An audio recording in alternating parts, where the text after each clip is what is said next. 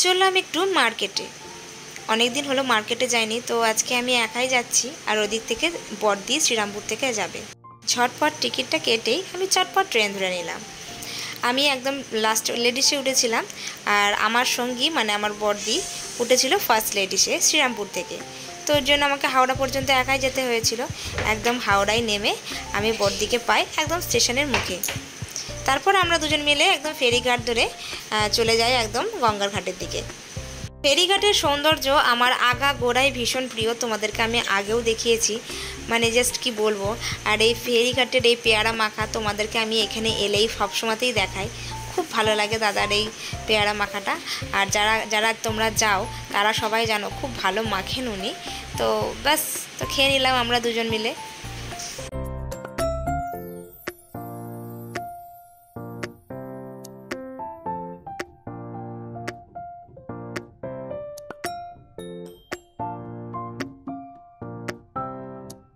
লঞ্চঘাটের এই জায়গাটা থেকে এই হাওড়া ব্রিজটা দেখার মানে মজাটাই আলাদা। এর যে আলাদা সৌন্দর্য আমি কিন্তু কোনো জায়গাতেই পাই না। আমি কেন, যে কোনো আমাদের বাঙালিদেরই গর্ব হচ্ছে এই জায়গাটা থেকে হাওড়া ব্রিজকে দেখা, মানে আলাদা লেভেলের লাগে। আর আমাদের এতক্ষণই আমাদের ওয়েট করতে হয়েছিল যে জোয়ারের জলটা একদম পরিপূর্ণ হয়ে গেছিলো এই লাস্ট স্টেপটাতে।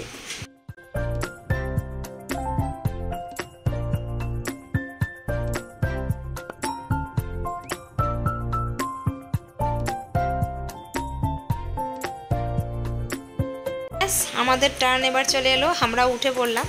আর উঠতে না উঠতেই এই যে হাওড়া ব্রিজের খুব কাছাকাছি চলে এলাম।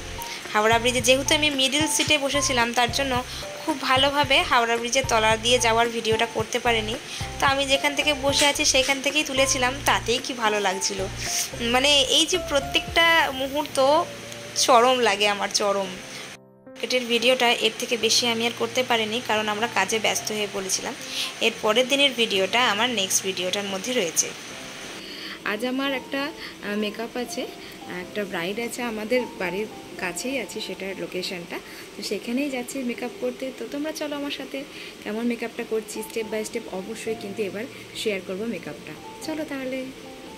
আজকের আমার ব্রাইড উমা, ও ব্যান্ডেলের মেয়ে। তো ওকেই আজকে একটু মেকওভার দেবো, ওর রিসেপশান আজকে। তো রিসেপশান লুকসটা আমি তোমাদের কাছে স্টেপ বাই স্টেপ দেখিয়ে দিলাম।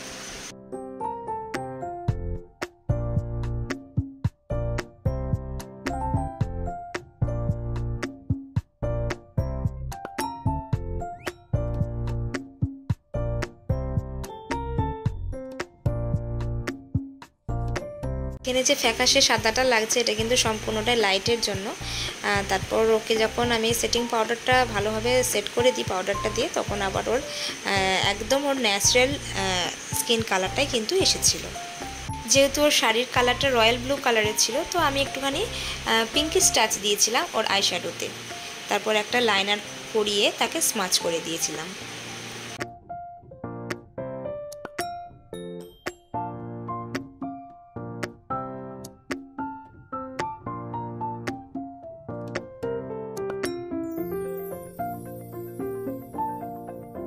মেকআপটা পুরোপুরি রেডি হয়ে গেলে একটা সেটিং স্প্রে দিয়ে পুরোটা সেট করে দিই মুখটা। তারপর হেয়ারটাতে আমি একটু নতুনত্ব ট্রাই করেছি। আমি একটা সামনেটাতে একটু অ্যাডভান্স হেয়ার স্টাইলের ওপর রেখে পেছনটা একটা সুন্দর বান করেছিলাম, আর তাতে জিপসি আর ছোট একটা চাইনিজ যে রোজগুলো সেইগুলো সেট করেছিলাম।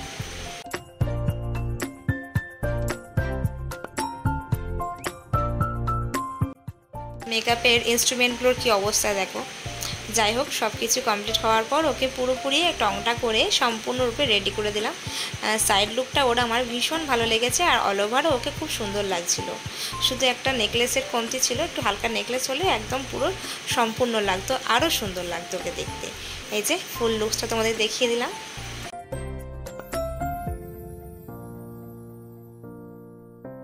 মেকআপের কাজটা সম্পূর্ণ করে বাড়ি ফিরে এসে আজ একটা নতুনত্ব জিনিস বানালাম। আজকে একটু অন্যরকম কিছু বানানোর ইচ্ছা আছে। মানে নীলাদ্রি ড্রাই ফ্রুটস একদম খেতে চায় না, তারও যথেষ্ট কারণ আছে। কারণ ও যেহেতু একটু চকলেটস বেশি খায় বা একটু মিষ্টি জাতীয় জিনিসটা বেশি খায়, তো দাঁতের একটু ওর হালকা প্রবলেম রয়েছে, তোর চেবাতে একটু প্রবলেম হয়, আর টেস্টটাও ওর খুব একটা পছন্দ হয় না। তো আমি ভাবলাম যে ওর জন্য ড্রাই ফ্রুটস তো অবশ্যই বাঞ্ছনীয়, আমাকে তো বানিয়ে দিতেই হবে ওকে, কিন্তু একটু অন্যরকম যদি মানে অন্যরকমভাবে যদি ওর জন্য প্রেজেন্ট করা যায় ব্যাপারটা, তাহলে কিন্তু ওটাও খেয়ে নেবে। তো ও ন্যাচারালি সন্ধ্যাবেলা বর্নভিটা খায়, বাট বর্নভিটা থেকে আমি ভাবলাম যে পুরো ড্রাই ফ্রুটসটাকে বর্নভিটার মতো করে যদি ওর কাছে রিপ্রেজেন্ট করা যায়, তাহলে হয়তো ওটা ও খেয়ে নেবে। তো সেই প্রচেষ্টাতে আজকের ভিডিওটা আমি বানাতে চলেছি। তো যারা যারা বলতে কি আমি দেখেছি অনেক বেশিরভাগ বাচ্চারাই কিন্তু এই একই সমস্যায় ভোগে, তারা কেউই ড্রাই ফ্রুটস খেতে চায় না। ড্রাই ফ্রুটস তাদের টেস্ট অনেকের পছন্দ হয় না। তো যারা আর কি এই প্রবলেমে ভুগছো তোমরা, তারা কিন্তু অবশ্যই এই কুকটা ট্রাই করতে পারো। মানে ড্রাই ফ্রুটসগুলোকে কীভাবে আমি একটা প্রোটিন পাউডারে রূপান্তরিত করব, সেটার একটা ছোট্ট একটা ভিডিও তোমাদের সঙ্গে শেয়ার করতে চলেছি। তোমরা অবশ্যই সেটা ট্রাই করো, আর জানিও যে তোমাদের কেমন লাগছে, বাচ্চারা এটাকে ভালোভাবে খাচ্ছে কিনা, নিচ্ছে কিনা। তো চলো তাহলে ওদের জন্য একটা প্রোটিন পাউডার আমরা তৈরি করি। আমার কাছে যে কটা রকমের ড্রাই ফ্রুট ছিল আমি সব কটাই অ্যাড করেছি। একটু আমন্ড দিয়েছি, ক্যাশিউ দিয়েছি, ওয়ালনাট দিয়েছি, মাখানা দিয়েছি, সেসেমি সিডস দিয়েছি। এই ধরনের মোটামুটি যা দেখতে পাচ্ছ এগুলো সবই আমি অ্যাড করেছি। ফ্রাইং প্যানে একটুখানি প্যানটা গরম হলেই ওতে আমি একটু ওয়ালনাট দিয়ে দিই, আর তারপরে দিয়ে দিই হচ্ছে ওয়ালনাটে যেহেতু একটু বেশি অয়েল থাকে, তো ওটাকে একটুখানি ভালো করে না নাড়লে ও ভেতরকার ওয়াটারটা আর কি অ্যাবজর্ব করবে না। এরপর আমি দিয়ে দিই আমন্ডগুলো। আমন্ডেরও সেই একই রকম ব্যাপার, ওটাতেও অয়েল একটু বেশি থাকে। তো এই জল বা অয়েল এইগুলো দুটোই আর কি অ্যাবজর্ব করানোর জন্য এই দুটোকে খুব ভালোভাবে সটে করে নেওয়া দরকার, ভীষণ রকমভাবে। তো ভালো করে এগুলোকে কন্তি করে নেড়ে নিয়ে আমরা বাকি যে ড্রাই ফ্রুটস আছে সেগুলো অল্প অল্প করে অ্যাড করে সেম একই প্রসেসে আমরা নাড়তে থাকবো।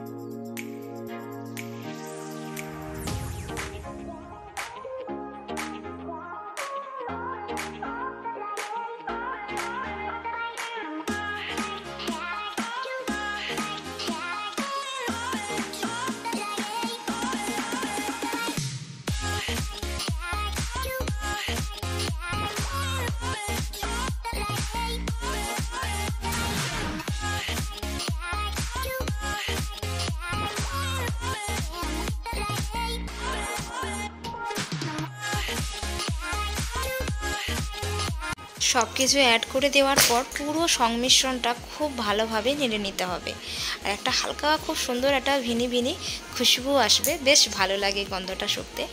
তারপর ওটাকে পাখার তলায় একটু ভালো রকমভাবে হালকা ঠান্ডা করতে হবে, খুব বেশি ঠান্ডাও হবে না, আবার একদম অত্যন্ত গরমও থাকবে না, সেরকম টেম্পারেচারে জিনিসটাকে এসে রাখতে হবে।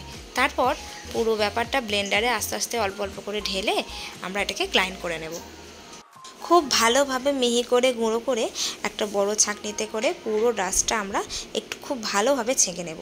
তারপর দানাগুলো একটা আলাদা জায়গায় বক্স করে রেখে দেবো, আর পুরো গুঁড়োটা আমরা আলাদা করব।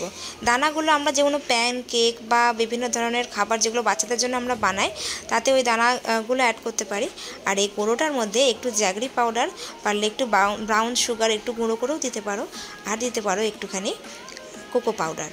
কোকো পাউডারটা অনেকটা বর্নভিটার টেস্টটা ফ্লেভারটা এনে দেবে। তো এই সব কটা অ্যাড করে খুব ভালোভাবে সংমিশ্রণটাকে আমরা মেশাবো।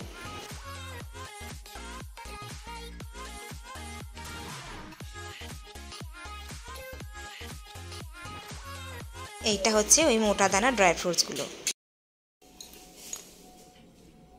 দেখা এটা ভালো করে বন্ধ, সরিয়ে নিয়ে যায়।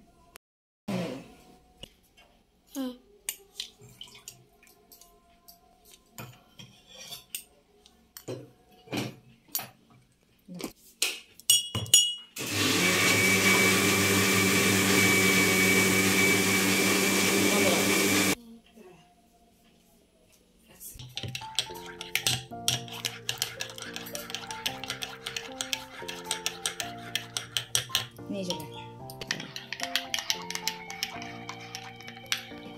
একদম বনভিটার কালার এসে গেছে। পজ করো।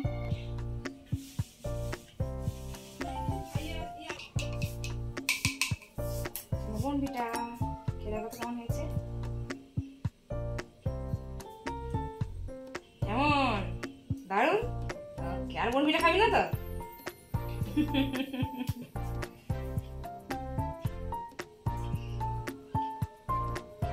good. Smile.